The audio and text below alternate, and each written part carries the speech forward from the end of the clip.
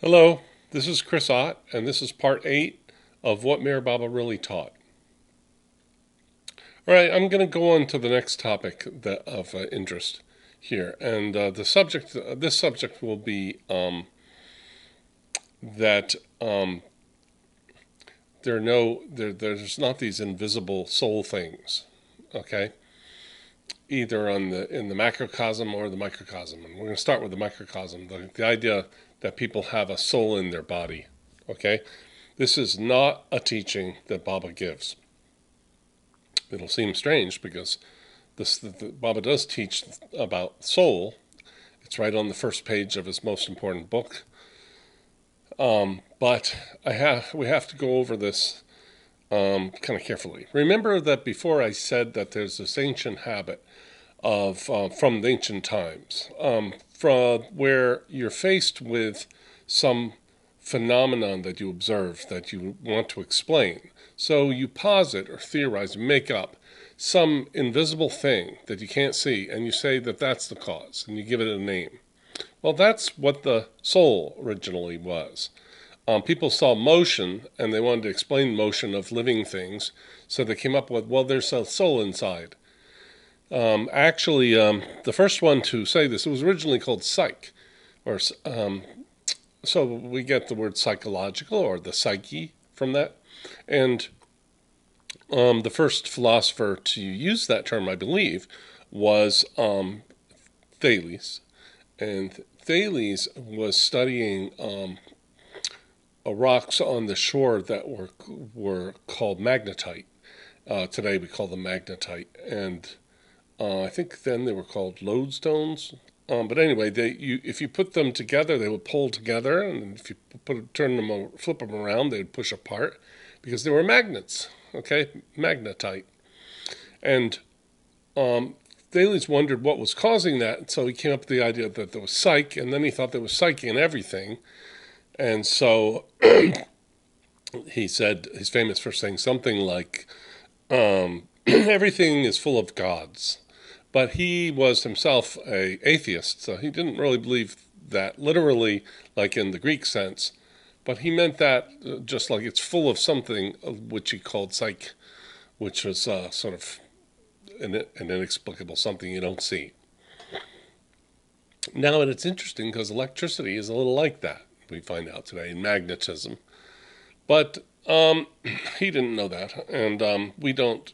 But this idea persisted. You know, when they were first doing experiments with electricity, they found that they could sort of give an electrical current to a cut off frog's leg to the exposed nerve, and the leg would kick. You know, so they thought this still maybe electricity was the psyche that was the soul.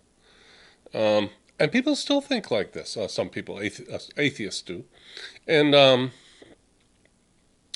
but this is the origin of the idea of a soul. So you have that going way, way back. You have the idea that you have a soul.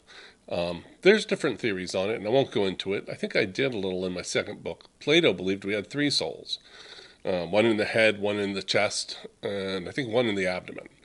And they did different things. And the one in the head was the one that went up when you died and rose and went into heaven, and then either reincarnated or became perfected. And anyway,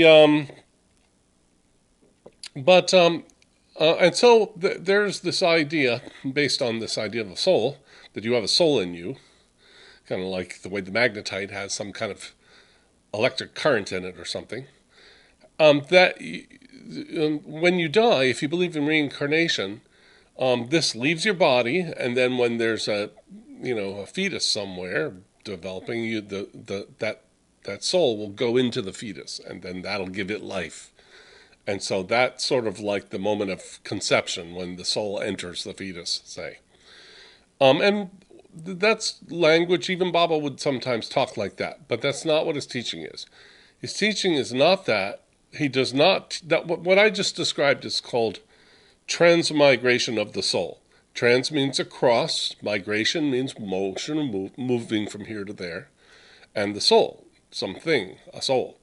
But Baba doesn't really teach that there's a thing that's a soul. Instead, the soul is a state of consciousness that you have acquired over your evolution of consciousness, and that's your consciousness. That it's not a thing. So when um, so transmigration of the soul is that something dies, then something leaves the body, and then enters into a new body. That you can look it up. And that's actually by some definitions of reincarnation. That's not what they describe, but it's not what Baba means by reincarnation. Baba means literally just incarnate, to take on flesh again, but not by motion, because the soul's not a thing. But that consciousness will sort of give rise to a new illusory body, um, which is actually the created by the mold of the impressions of the previous life. And this is all in his book, God Speaks. I don't want to go into it. It's very, very difficult to describe and even read, but it's all there. Okay, so there is no soul object. Okay? You have a soul, but that's your consciousness, and it's really part of the overall macrocosm of consciousness. It's a little like David Icke says, and I don't have his exact words, but it's something like, we're all one consciousness having individual experiences. This one consciousness having individual experiences. Well, that's about right. That's kind of like it is.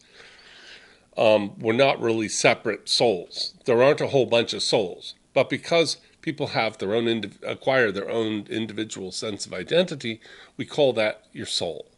But really, all souls are and remain forever and are identical with the oversoul, the one soul, God. But there's this journey that God takes through each one of us individually to find discover his existence as God, and to realize it in this final state of God realization after all our lives, after all our evolution and all our lives. So that's the first thing. We take the idea of a soul like we always had, we throw it out. Baba doesn't have that. So that's something a lot of people don't know. So it would be something where, to correct understanding of his teaching, you go, Baba does not teach transmigration of the soul. And this has a lot to do with the notion of spiritism and spiritualism and talking to the dead and so forth. You see, and now this is what we're going to get into now. This is going to upset some Baba lovers, but it doesn't matter. This isn't really for Baba lovers. It's for future philosophers, and it's for me. But a lot of followers try to have communion with Baba or connect with Baba or talk to Baba, and some claim even to hear Baba talk to them after he's died. But I have to say why this is not Baba's teaching. This is called, generally today, it's called channeling. But throughout history, I was going to go over this history because I don't think hardly anybody knows it. I'm going to go over it because this is another thing even for Baba. Baba is not this soul thing, okay, that left its body, that he left his body. Although you could kind of get that idea from things he says. Like he says, when I drop my body, instead of saying when I die, when I drop my body. So you think, oh, he must be this soul thing and he's going to drop his body. But he really means he's the one soul, and all souls drop their connection with the imagined physical body and the mental body and the subtle body. They drop all that. They let it go. But it never really existed, so they couldn't really come out of it. You see, soul, or God, is real, and all else is illusion. So how could God, who's real and infinite and has no limit of any kind, be inside of a piece of nothing at all? That doesn't make any sense. It's not and that is what the body is. It's a piece of nothing at all. It's a piece of appearance. It's only appearance. Remember, the sanskaras are psychogenic, and they produce a purely psychogenic world, a world that is essentially like a psychosomatic result of the sanskaras. So the whole world is, in a sense, psychosomatic. It's not really there. And the soul, which is real, can't be in that non-reality because the non-reality doesn't exist. It'd be like fitting the infinite into zero. It just doesn't work like that. So, um, now I got to speed this up, getting to this. I'm having a little trouble. I don't know why. My internet seems to have cut out right when I'm giving this little talk here, which is really sad because it was really good what I had prepared, and I worked hard on it this morning, and I'm not able to get the internet to work. Let me just let's try this again. Ooh, I think I got it now.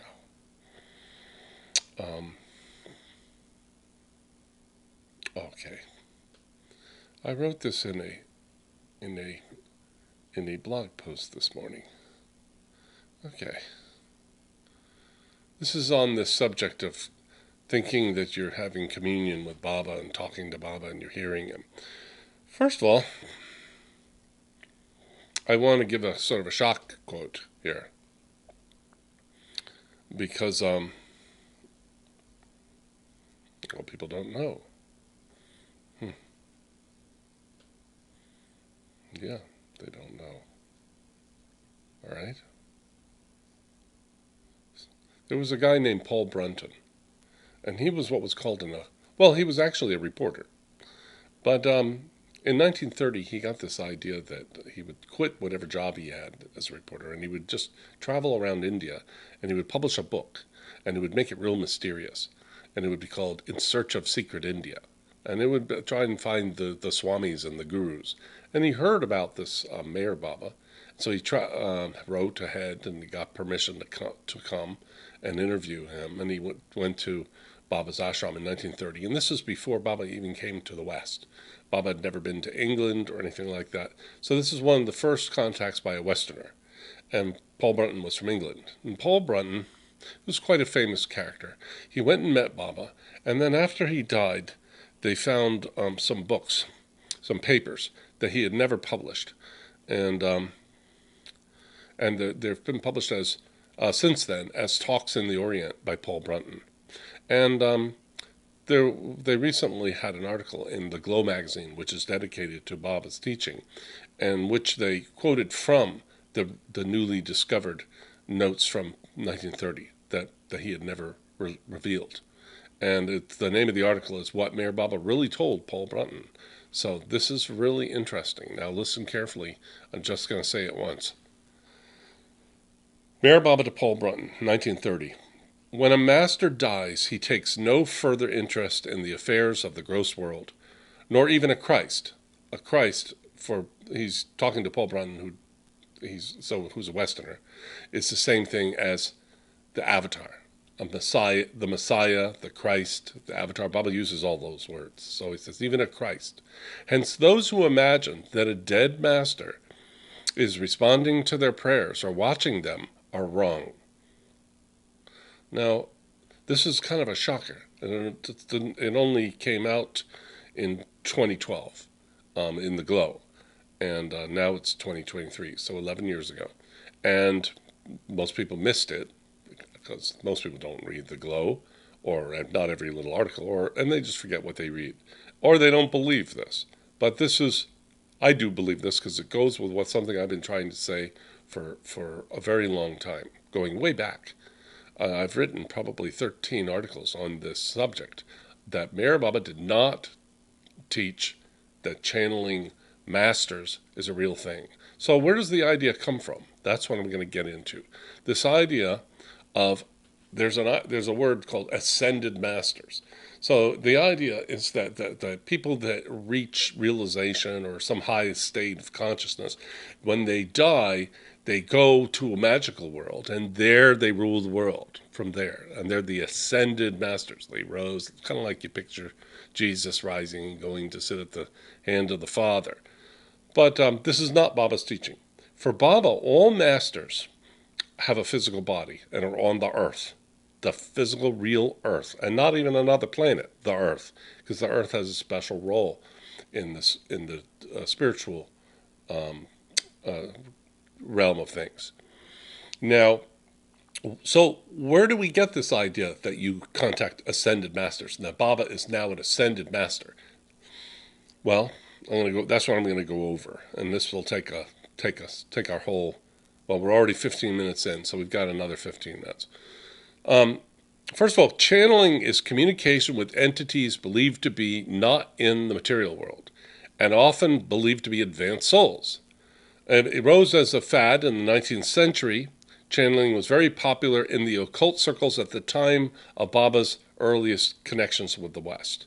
And it continues to be popular in the New Age movement right up to today. But it's growing less so. Like, you don't hear this kind of thing from New Age speakers, but it's more from the past. And I'm going to say where this happened. First of all, let's go all the way back to the Old Testament. Moses forbade people from communicating with the dead or any kind of spirits. And I have that quote. Thou shalt not be found among you anyone who burns his son and his daughter as an offering, anyone who practices divination like using like the Ouija board, or tells fortunes or interprets omens, or a sorcerer or a charmer, or here's the part, or a medium or necromancer, that's someone who communicates with the dead or animates the dead, or one who inquires of the dead. For whoever does these things is an abomination to the Lord. So it's totally forbidden. But after, I'm not sure when Moses lived, 2500 BC or something like that, but by the time of Jesus' life, there were pagans that had a similar practice because they were not Jewish, so they didn't have the laws of Moses, and they were called Neoplatonists. And these Neoplatonists did do a practice of communing with the dead, and it was called theurgy. And you can look it up, Theurgy. That was the practice. The Christians, of course, again, following the Jewish law, and then what the apostles taught, they again rejected this and said that's not good. So that I have a quote here from Timothy. Now the Spirit expressly says that in later times some will depart from the faith by devoting themselves to deceitful spirits and teachings of demons. So in Christianity, these things that you're talking to, they're called demons, really. So in early Christianity, they even didn't believe in ghosts because that was superstition. That was a thing that the pagans were into. So this is interesting. So it again was banned. But then time went along, and then, 2,000 years since Jesus, people didn't do this. And I could go into one exception, which is Joan of Arc, but I won't right here because it's such a stall in this. We want to get to the point. That was just sort of like a blip around 1330 or something like that. But then, at the end of the 1700s, the beginning of the 19th century, a sort of scientist, theologian, he named Emanuel Swedenborg, who they called like the man who communes with angels. He claimed to be conversing with angels and demons. And this was sort of the return of theurgy. And Swedenborg, however, told us something very interesting, and it's ignored. Now, Swedenborg has been credited as essentially like the founder of the New Age movement because he's the one who began this channeling, okay? Again, right? Which has its roots in the past. But he wrote, spirits narrate things wholly false. This is Swedenborg. When spirits begin to speak to man, care should be taken not to believe them, for most everything they say is made up by them, and they lie. Remember, this goes exactly with what it said in Timothy, is that they'll be deceived. They deceive. They lie. So if we permitted them to relate what heaven is and how things are in heaven, they would tell so many falsehoods and with such strong assertion that man would be astonished. Wherefore it was not permitted me when spirits were speaking to have any belief in what they stated. They love to feign, that means pretend. Whatever may be the topic spoken of, they think they know it, and if man listens and believes, they insist, and in various ways deceive and seduce. So that's not very positive by the guy who's famous for this and brought it back into fashion. But after Swedenborg, yet there was a big occult movement. It was started with these Fox sisters hearing tappings under the table around the time of before the Civil War. I think in 1848, the Fox sisters started to claim to be in communication with ghosts. And it turned out later that they were just snapping the joints in their feet to make these tapping noises of one for yes, two for no. But it became a sensation. It was in all the papers. Everybody was reading about the Fox sisters, and soon it was everywhere. Even in the White House, they had a seance because it was the rage. And it was called spiritism or spiritualism. But it wasn't spiritual like we use the word today. The word spirit in the word spiritism or spiritualism it refers to spirits. You're connecting with spirits, not being spiritual. Okay? Now, when Baba came to the West, all his Western followers had been reading Theosophy. I guess I forgot to mention. In 1875, the Theosophical Society formed in New York as a group that would study these communications with the dead or the spirits or whatever. And they got messages like that there were ascended masters. The voices would claim to be ascended masters. And this is where this came back into vogue. And so, and Theosophy was very good at promoting itself. They wrote big books like The Secret Doctrine and so forth. Madame Blavatsky and Henry Olcott, who formed it, were very active, and they spread it all over the world. And they began in Greenwich Village, but they moved the headquarters to India. And so people knew about it all over the world. And it came to be thought of as if it came from India, but it didn't. It came from Greenwich Village, from a Russian lady who was kind of a not very successful medium before that. But when Baba first was talking about teaching spiritual matters, he had this problem. All these people were influenced by the Theosophists, and they were all talking about spiritism and spiritualism. And so he said, this is from Meher Baba Journal, December 1941, page 74. Baba said, "True spirituality has nothing to do with spiritualism." Okay, so that's the beginning. This is what I've already been saying. And then Baba gave continual quotes about these things not being, this is not being a spiritual practice, and to stop doing it over and over and over. And and that he did not teach this ascended master idea. And he said, real masters use their own physical body. They don't communicate like this. So I'm going to give a few quotes. "Not a single spiritual master ever required any vehicle save his own physical body." Meher Baba. That's from The Silent Word, page 262 to 263. "The masters who are out to guide humanity always do so by having recourse to ordinary and natural means of communication." That's Meher Baba. That's from a letter dictated by Baba to Dr. Ghani, through Dr. Ghani to Ivy Deuce, the head of Sufism. This was from a letter to the Miami Baba Group in 1962, who were one of their members was claiming to receive messages from Baba. And Baba was alive, so the Luck brothers, who lived in Miami at the time, they didn't know what to think of that. So they wrote to Baba about it, and they got back a letter that said, "Do not seek various messages through various mediums or channels, nor be deceived into thinking that Baba is sending his messages through any of you." Okay, there it is. That's Erwin Luck owns that letter, and he showed it to me several years ago, and he still has the letter. "When masters in flesh avoid all occult methods of teaching and guiding humanity through appointed mediums," by the way, this is from Lord Maher, page 3232. "Whatever may be their intrinsic worth, You can imagine how tall and presumptuous the claim of certain individuals can be when they talk of receiving messages from masters, and that too from those who are no more on the physical plane of existence. So it's not a thing. And Baba even uses the word dead masters, even though Baba teaches we never really die. He's trying to make this very, very clear. This is not his teaching, the talking, communing with the dead. It is part of New Age, and you'll find it in ancient pagan practices, but it was never part of Judaism, Christianity, Islam, or Baba. Okay?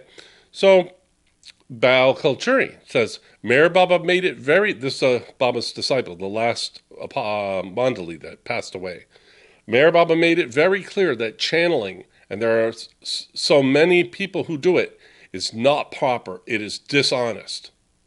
That's from the Glow International, August 2003, page 7. So I think I've already made this case, and I could go on, but I'm running out of time. That's enough quotes. But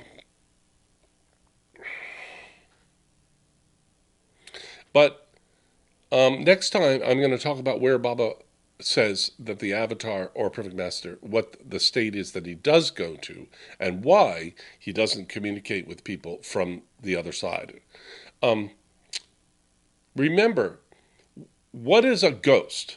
A ghost is a person who died but did not get release from the world because he was bound by some very strong desire, connection, trauma, or something, so that that spirit supposedly just can't let go of the illusion of the gross world, and so just wanders around in it until it can get freed. And Jesus was always freeing people of these sort of possessions, entities. And Baba said there's ghosts all around us, and that possession really does happen. And Baba said that this talking to the dead is no big thing because the dead are always around us. But to say that Baba didn't move on to what's called the fourth journey in his teaching, for which is where a master goes when they die, then it's just an insult. And to say that, no, you're essentially saying that Baba is a ghost. By definition, Baba is a ghost. Baba is, concerned with your, chronic, bowel disorder or something. Well, then he can't let go of the illusion. He's still in it. See, you think your stuff, what you're doing, is very interesting and important. But from the vantage point of reality, or one who has realized reality, your life is just a total phantasm. It's not high. It's very low compared to the state of the seventh plane, which is not a world of phenomena, by the way. It's a world of knowing and being, reality. And so I'm going to get into the state that Baba says that a perfect master or a avatar goes into when he dies, so that we can see what Baba said, it does teach, occurs, that Baba lovers seem to have a very hard time with for the reasons I've just expressed. There are all these influences around theosophy and pagan ideas. They never really go away. It's always popular that you can connect with the other side. So I'll see you in the next part, which will be part 9. Thank you very much.